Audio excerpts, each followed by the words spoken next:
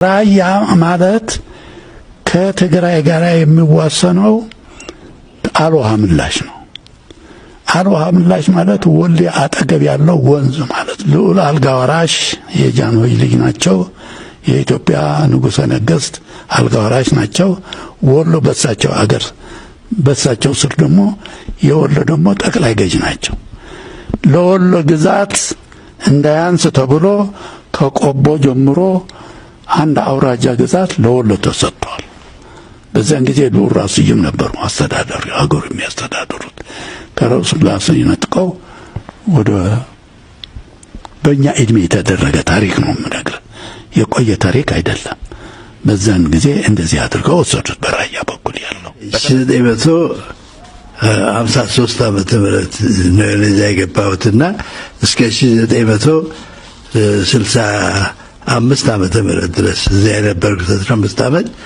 በዛን ጊዜ ክልሉ የነበረው በአገር ግዛት ሚኒስቴር ትዕዛዝ ከኔ በፊት በነበረው ግን በሉልጌታ አስተዳደር እኔም የማውቀው አልውሃ ምላሽ ከወሎ ጠቅላይ ግዛት የትግራይ ነበር። የራስ አርአያ የልጅ ልጅ ነኝ እኔ።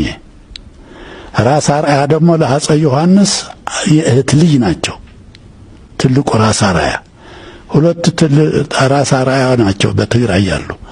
አንዱ የአፄ ዮሐንስ ልጅ ትንሹ ራስ አርአያ ይባላሉ።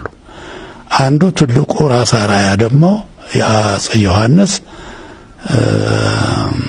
አጎት ናቸው። የአፄ ወንበርታ ምክትል ወረዳ ገዥ የወንበርታ ምክትል ወረዳ ገዥ ሆኜ ብዙ ዘመን አገልግያለሁ።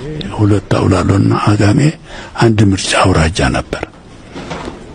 ከሁለቱ አውራጃዎች የተወዳደርኩት በአንደኛ ደረጃ አማካሪ ሆንኩ።